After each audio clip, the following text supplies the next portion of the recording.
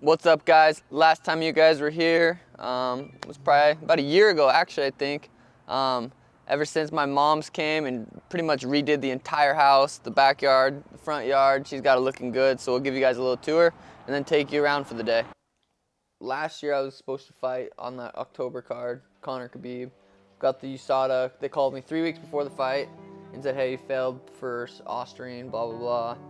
So that was probably the lowest part in like something I've had to deal with, which is pathetic considering the people like fucking don't have fresh water. But like it was probably the hardest thing I had to deal with so far in life, like failing a test that I didn't take, that I shouldn't have failed. The levels were so low, even they knew. They're like, we know you didn't take anything, but it's still in your system. It still somehow got there, so you can't fight. So that sucked. But I went ahead with my hip surgery that I needed to do prior to that fight anyway, so I got my hip surgery done. And it was just like it was weird knowing I didn't have a fight coming up, or knowing that I wasn't going to have a fight coming up, because I didn't know when I was going to get how long. It was a 2-year suspension, but they were making it sound like it's not going to be like that because we know this is happening to too many people.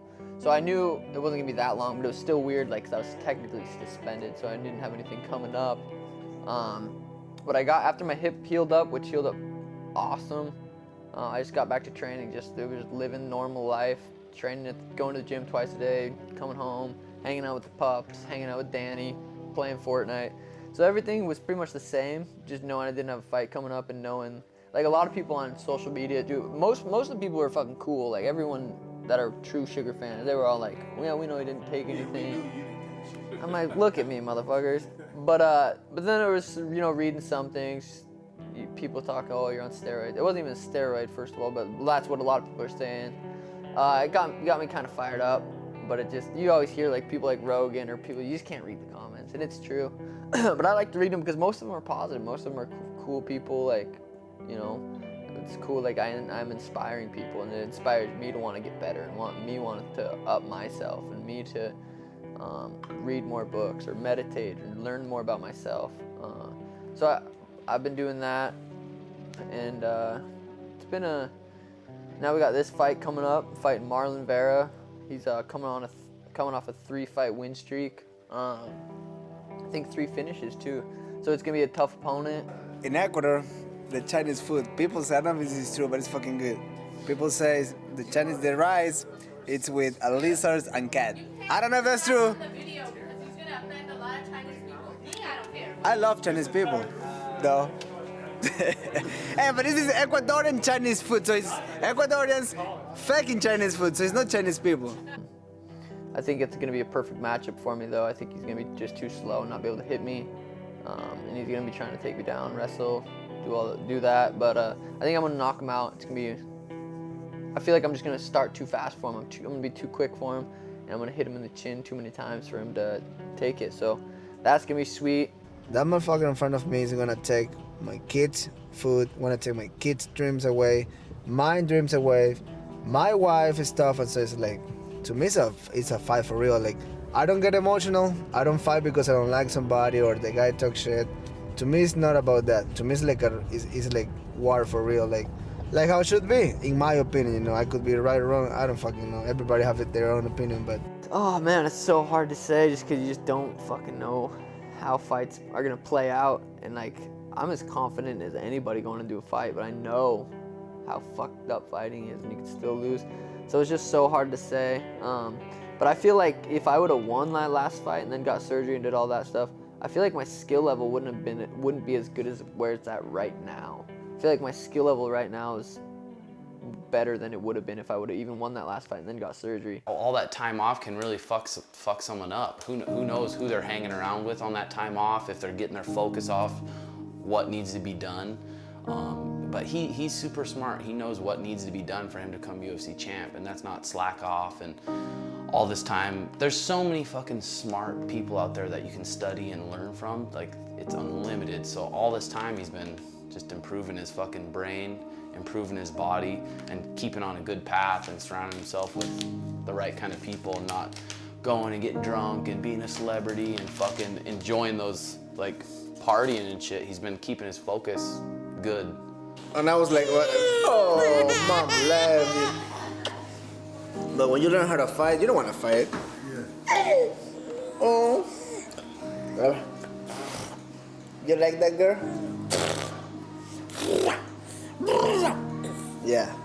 You fat girl.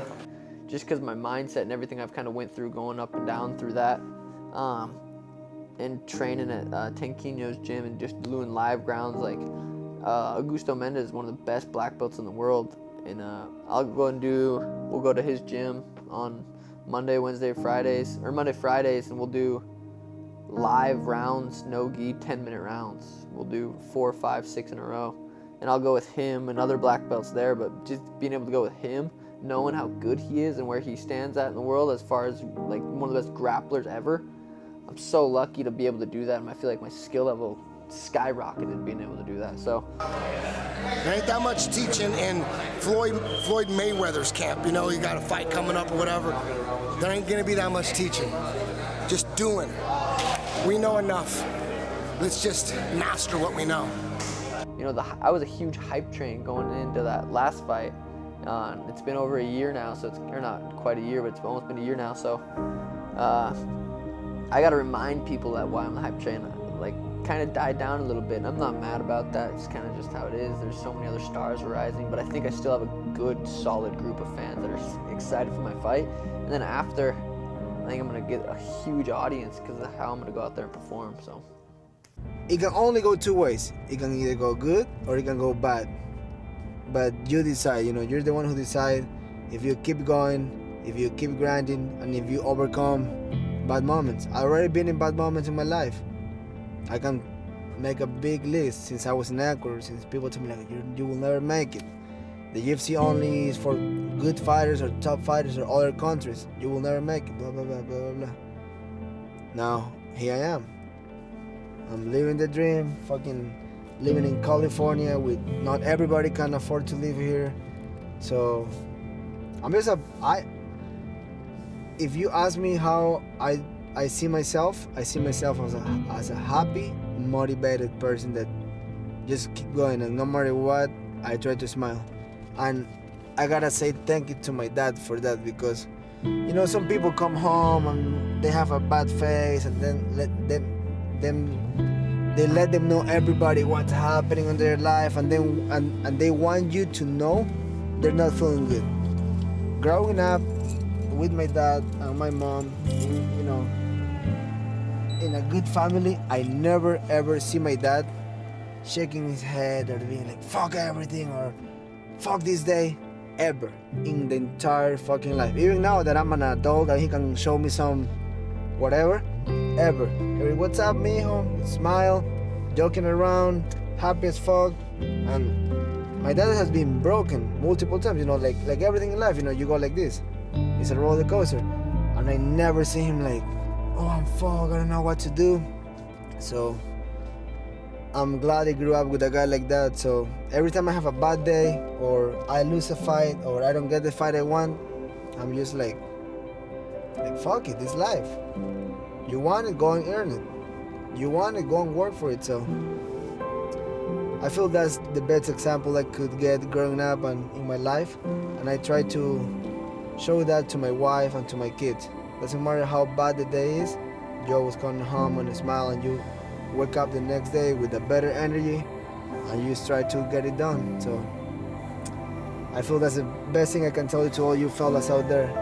Don't break, and don't stop chasing what you really want in life, because you only live once. And you know, it sounds silly and that stuff, but it's the fucking truth. So go and get what you fucking want.